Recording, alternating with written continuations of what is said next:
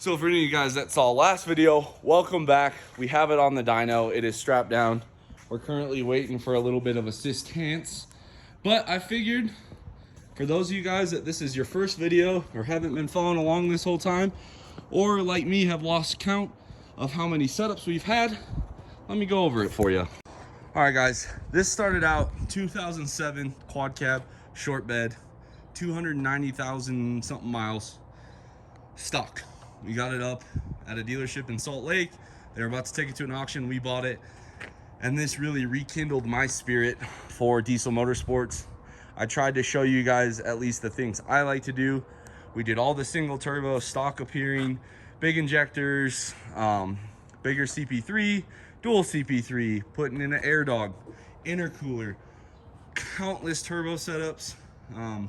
If you guys are new to the channel and you have a question about a setup, I would highly suggest you just scroll through. We've done stock turbo, max effort, HE351 from Fleece, max effort, 467.7, 472, 476. Then we went 467.7, 488, hurt the engine, put rods, fire ringed it, put it back together. Drove that till me and my wife blew it up on a test drive. From there, pulled it apart, walked you guys step by step through building a 6.7 engine for this. We went to a 472, 488 compound setup. Then we pulled that off. We went to a single 488 and an HE351, 67. We did some dynoing. We've done some street driving. We haven't done any drag racing yet, but we will shortly. And we did some sled pulling. And now we're back with the 480 from Forced Inductions. This is an 80 billet wheel, obviously, T6, S400, 96 turbine with a 115 T6 housing on it. And this VS Racing 102 Garrett. So, built engine. We have a Steed Speed manifold on here. All the piping and fab I covered in an earlier video. We did all this in-house. We had to add a crankcase vent for when we got this new engine over 1,000 horsepower. We got the single battery, our race stock intake horn, which I know I owe you guys a video. I haven't forgotten. Just bigger fish to fry at the moment.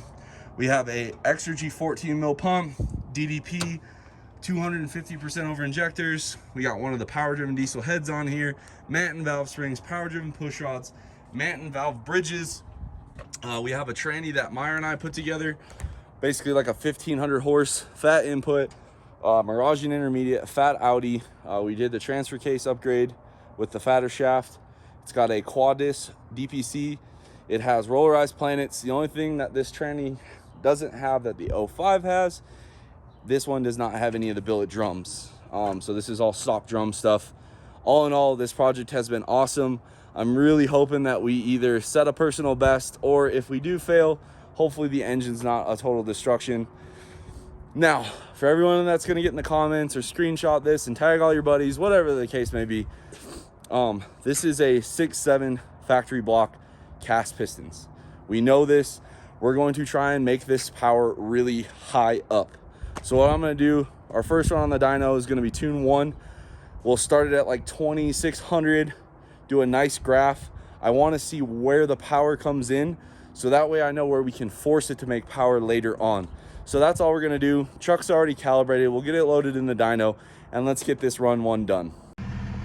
All right, tune 1, 3000.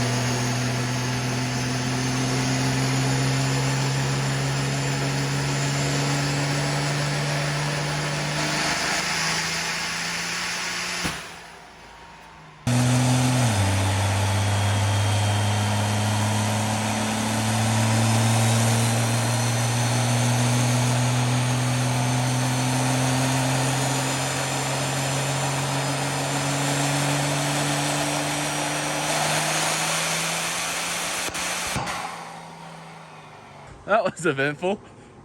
We lost the intercooler pipe right here. Not a big deal. We'll go ahead, get that slapped back in there. We might have to do something with that if that blows again. Let me review the data and see exactly where we were at. Okay, so here's the dyno graph right here. Do it over engine speed. So we came in at about 600 horsepower and it was still going up, albeit very slowly. But this is what Tune 1 netted us. 1197, 1800 foot-pounds of torque. That's what I like to see, that torque happening way out there. Probably have to get in it a little later. Got the pipe put back in. Man, it broke the radiator shroud a little bit. That's unfortunate. But other than that, appears it got a little hot on the alternator wire there. We might have to adjust that. But all good. We got double clamps now. Hopefully we'll be all right. Let's get it again. We're gonna hit this at 3200 this time. Tune 3. Let's see what she's got.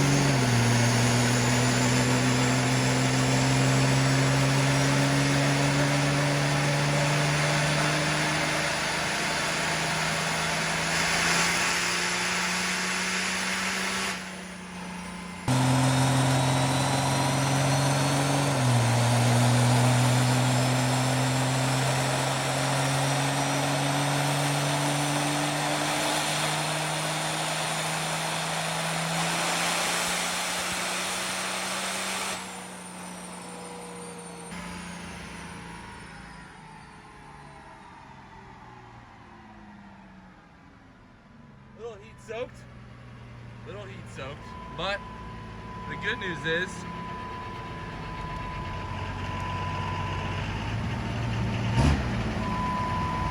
our boost held, which is good. A little bit of oil residue, not sure if that's normal with those VS racing chargers, but the forced induction turbo looks fine. This one isn't like really loose, so I think we'll just let it send. I mean, it's got the normal amount of up down that I would expect, and on the cover you guys can see it hasn't really eaten into anything, so it's just weird, but I guess we'll chalk it up to a heat soak. It didn't even make as much boost either. I have a feeling this intercooler got pretty hot, so we'll let it cool off and hit it again.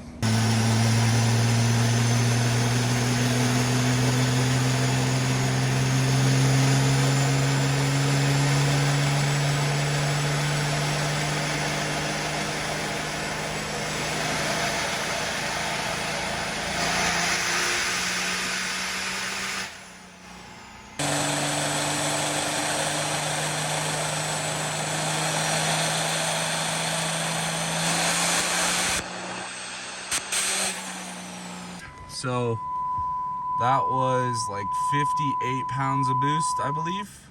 Yeah, about 58. I should really hook up interstage, but EGTs were 1400. And here's the dyno graph. 1272 on tune 3, 1875. Really moved the torque out, which is nice. And the horsepower looked like it fell off. Some of the problems we're facing are with the smaller injectors. You only have so much time to get the fuel in the cylinder. So we'll let it cool off and do another hit. Time for another run. We'll turn it up to tune 4, see what it does.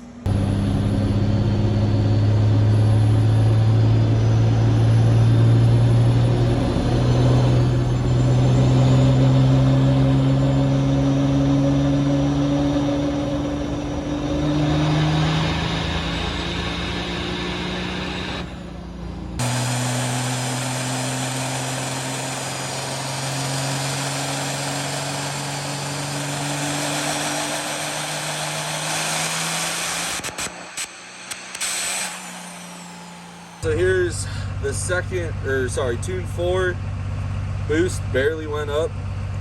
I think what we're gonna do is make some gate changes, but nice smooth power curve, really. Kind of walked it in slowly. I didn't want to lay the hammer down too hard, but 1298, 2014 foot-pounds.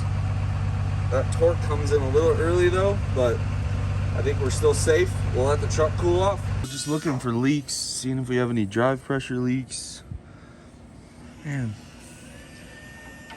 I don't see any soot blowouts, nothing like that. I'm honestly quite impressed. Not bad. We'll take that. So what we're gonna do now, cool the truck back off, and I think after looking at the video on that one, it looks like we just need more boost. So the fuel was there, the air wasn't there. So what we'll do is we'll crank the gate down a little bit more and make that 480 do a little bit more work for us and see if that picks up some power.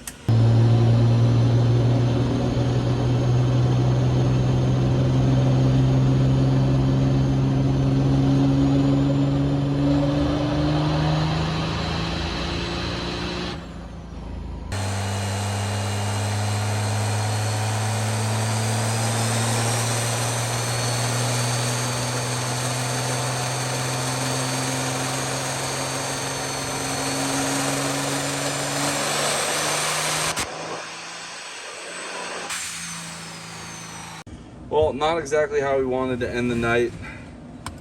Not really sure. It's not making the boost it should. It's only making like 58, 60 pounds tops. So I think what we'll do, we'll probably call this video good. But I think what we're gonna do is check for boost leaks, number 1. Number 2, play around. Maybe that VS Racing turbo just sucks and we just have to swap it for a real Garrett. Maybe we'll find something in the tuning, not too sure, but not everything always goes perfectly, and here's a prime example of that. Hopefully you guys like the video. It sounds really nasty inside, but unfortunately just doesn't have the horsepower and torque we were hoping for. Guys, I ended that video, but then I figured I'd give you guys an update, one last update. I'll try to post this video before we go to the event. We are going to the Northwest Dyno Circuit event in Idaho. All we did tonight was we put a genuine Garrett on here and put in the logging stuff. I'll show you guys the pole right now.